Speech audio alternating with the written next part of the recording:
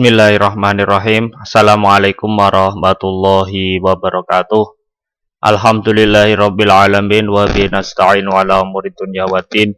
Wassalatu wassalamu ala asyrafil anbiya'i wa imamil mursalin sayyidina wa habibina wa maulana Muhammadin. Rabbi shrah li sadri wa yassir li amri wahlul 'uqdatam min lisani yafqahu qawli. Amma ba'd. Anak-anakku sekalian kelas 12 SMK Tunas Harapan Pati yang saya banggakan. Untuk pertemuan kali ini Pak Slamet Haryanto akan menjelaskan tentang tajwid Quran Surat Ali Imran ayat 190 sampai 191.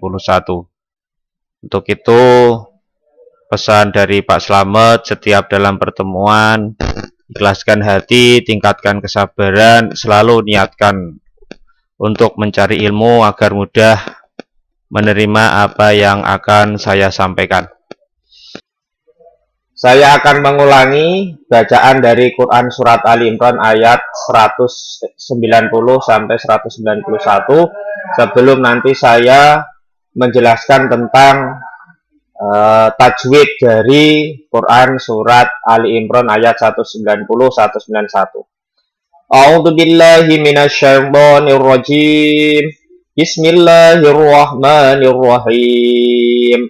Inna fi khalqis samawati wal ardi wa ikhtilafil laili wan nahar واختلاف الليل والنهار لآيات لأولي الألباب الذين يذكرون الله قياما وقعودا وعلى جنوبهم ويتفكرون في خلق السماوات والأرض ربنا ما خلقت هذا باطلا Subhanaka faqina 'adzaban nar.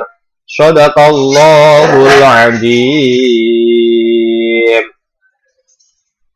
Setelah kalian mendengarkan bacaan dari Quran Surat Ali Imran ayat 190 sampai 191, maka saya akan membahas tajwid dari Quran Surat Ali Imran ayat 191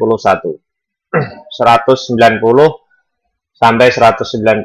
Untuk kali ini saya akan membahas tajwid dari Quran Surat Ali Imran ayat 190 dulu. Yang pertama, tajwid yang pertama adalah inna. Di sini ada namanya bacaan gunnah musyaddadah. Karena apa? Karena ada nun bertasydid. Jadi setiap ada nun dan mim bertasydid maka dinamakan bacaan gunnah musyaddadah. Itu cara membacanya berdengung agak lama. Jadi inna tidak boleh, inna tidak boleh. Jadi bacaannya adalah inna. Yang kedua ada fi. Fi di sini adalah matobi'i. Karena apa? Kasroh diikuti ya sukun. Jadi definisi dari matobi'i itu adalah apabila ada fathah diikuti alif, kasroh diikuti ya sukun, dhammah diikuti wawu sukun, itu dibaca matobi'i. Cara membacanya panjangnya satu alif. Jadi inna fi. Yang ketiga adalah khalqis samawati. Di sini ada khalqis samawati, as-samawati. Ini adalah idgham syamsiyah. Karena apa? Ada alif lam atau al-ta'rif bertemu dengan salah satu huruf syamsiyah yaitu huruf sin, dan matobi'i karena ada fathah diikuti alif. Jadi di khalqis samawati ini ada tiga macam bacaan. Yang pertama adalah idgham syamsiyah, yaitu al-ta'rif bertemu sin. Sin di sini adalah huruf dari syamsiyah. Ciri dari huruf syamsiyah itu adalah ketika ada al-ta'rif, huruf sinnya itu berharokat tasydid. Jadi sin ini memiliki harokat tasydid, maka ini adalah ciri dari idgham syamsiyah. Yang berikutnya adalah ma. Di sini ada fathah diikuti alif. Wa di sini ada fathah diikuti alif. Jadi khalqis samawati ini memiliki 3 hukum bacaan tajwid. Yang berikutnya adalah wal ardi, ini adalah idgham qamariyah. Karena apa? Karena ada alif lam atau al ta'rif bertemu dengan salah satu huruf qamariyah, yaitu ini berupa alif. Makanya al-qamariyah ini cirinya agar mudah dipahami adalah setelah al-ta'rif tidak ada huruf yang berharokat tasdid. Kalau asyamsiyah hurufnya berharokat tasdid. Kalau al-qamariyah tidak berharokat tasdid. Yang berikutnya adalah wakhtilafi, yaitu mat tabi'i karena ada fathah diikuti alif. Ada lagi al-laili, ini idgham syamsiyah karena ada alif lam atau al-ta'rif bertemu dengan lam. Ada lagi wan nahari, ini adalah idgham syamsiyah karena ada alif lam atau al-ta'rif bertemu dengan nun, dan hanya ini adalah matopi karena ada fathah diikuti alif. Jadi wan nahari ini ada 2 hukum bacaan. La ayatil liulil albab, la ayatil liuli. Jadi ini ada idgham bila gunnah karena ada tanwin bertemu dengan lam. Jadi idgham bi gunnah itu apabila ada nun mati atau nun sukun atau tanwin. Tanwin itu fathah tain, kasroh tain, dan dhammah tain, itu bertemu dengan 2 huruf hijaiyah yaitu lam dan ro. Ini jadi bacanya la ayatil liuli. Jadi kasroh tainnya langsung masuk ke dalam lamnya atau ro-nya. Ada al-babi, ini idgham idhar qamariyah. Karena apa? Ada alif lam atau al-ta'rif bertemu dengan alif.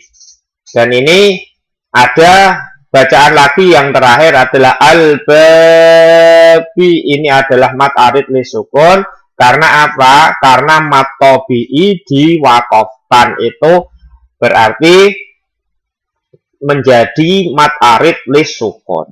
Jadi mat tabi'i ketika berada di akhir ayat atau diwaqafkan itu berubah menjadi mat arid li sukun.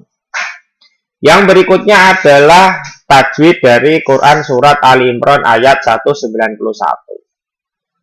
Yang pertama alladzina, ini idgham syamsiyah karena ada alif lam atau al ta'rif bertemu dengan huruf syamsiyah, rupanya adalah lam. Ya, makanya cirinya di sini lamnya berharokat tasdid. Yazkuruna, ini matobi sebab ada dhammah diikuti wawu sukun. Ada lagi Allah, ini adalah al ta'rif. Yazkuruna, ini adalah al ta'rif. Al-ta'rif, mohon maaf, ini ada lafaz jalalah dibaca tafhim karena ada lam jalalah didahului dengan fathah. Tidak hanya fathah tapi dhammah juga. Jadi ketika ada lafaz jalalah sebelumnya ada huruf yang berharokat fathah ataupun dhammah, maka itu lafaz jalalahnya dibaca tafhim, artinya adalah tebal. Yazkurunallaha. Ada lagi qiyaman, ini adalah mat tabi'i karena ada fathah diikuti alif.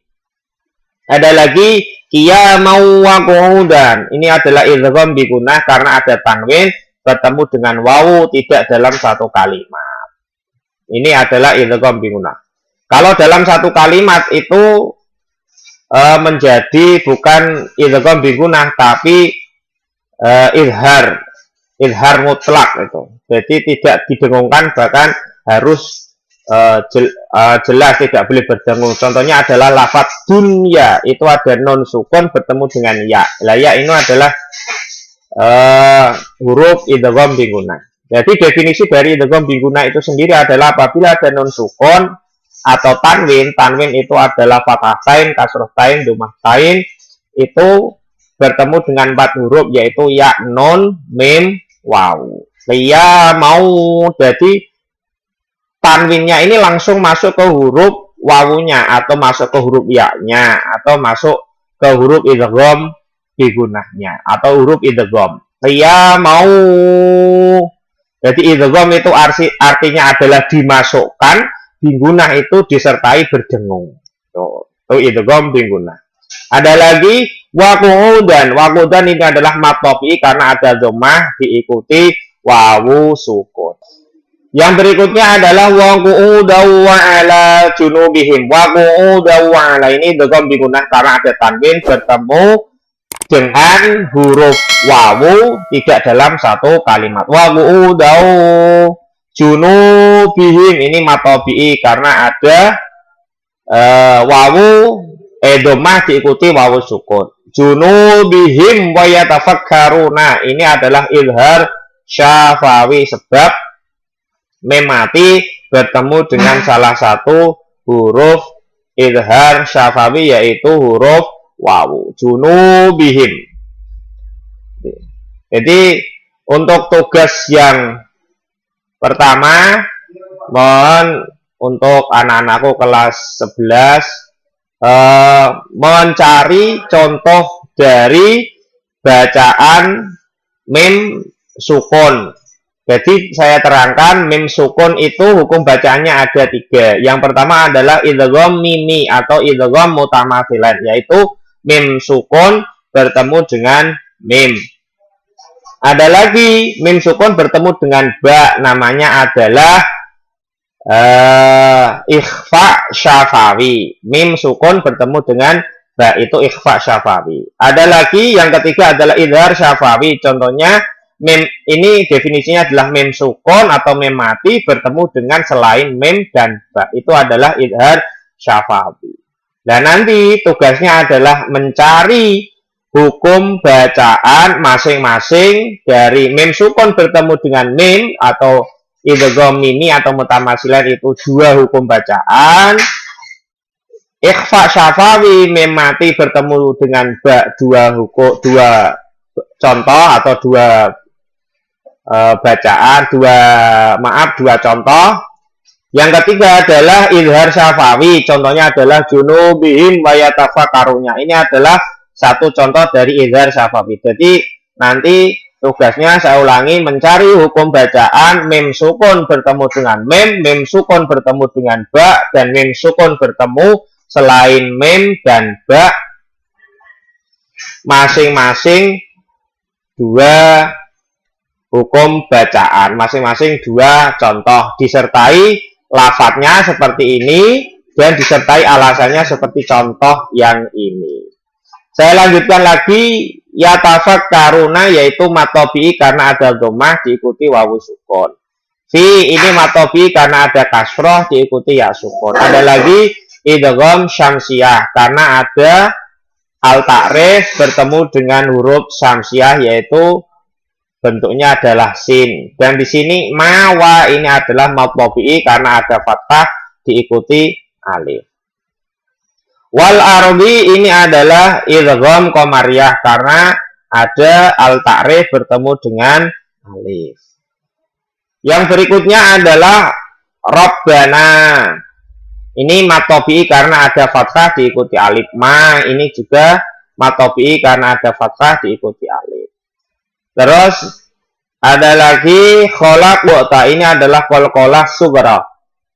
Definisi dari qalqalah sughra itu adalah apabila ada huruf qalqalah yaitu baju di toko, ba, jim, dal, ta, qaf itu berharokat sukun. Itu namanya bacaan qalqalah sughra.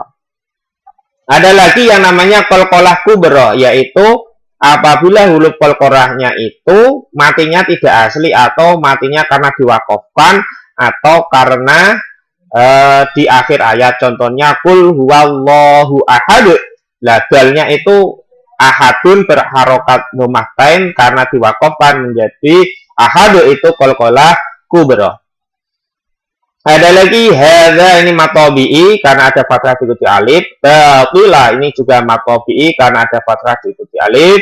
Batilang subhana ini ikhfa hakiki karena ada tanwin bertemu dengan salah satu huruf ikhfa yaitu bentuknya sin. Huruf ikhfa itu ada 15. Jadi apabila ada non sukun atau tanwin bertemu dengan huruf 15 itu maka dibaca ikhfa. Cara membacanya adalah samar-samar atau secara Jawa berengeng. Batilang subhanaka. Subhanaka ini adalah bacaan matobi'i. Sakinah ini juga matobi, azaba ini juga matobi. An-nari ini ada dua hukum bacaan, yaitu idgham syamsiah, yaitu al-ta'rif bertemu dengan non, dan mat arid sukun ini karena ada waqaf, ada matobi'i bertemu dengan huruf hidup di akhir ayat atau diwakafkan, maka menjadi bacaan mat arid sukun. Jadi jangan lupa apa yang saya sampaikan ini dipelajari terus dan dikembangkan di ayat-ayat Al-Quran yang lain. Ini adalah sedikit dari hukum bacaan di dalam Al-Quran atau di dalam ilmu tajwid. Untuk pertemuan kali ini saya cukupkan sekian. Kita sambung pertemuan berikutnya, yaitu tentang kandungan dari Quran surat Al-Imran ayat 190, ayat 191. Jangan lupa PR yang saya kasihkan tadi, ada 3 hukum bacaan, dan nanti kalian juga harus, setelah mencari itu, kalian juga harus punya catatan tersendiri, meringkas materi yang sudah saya sampaikan pada pertemuan daring minggu ini. Untuk itu saya cukupkan sekian, semoga bermanfaat untuk kita semua. Akhirul kalam, billahi taufiq wal hidayah. Assalamualaikum warahmatullahi wabarakatuh.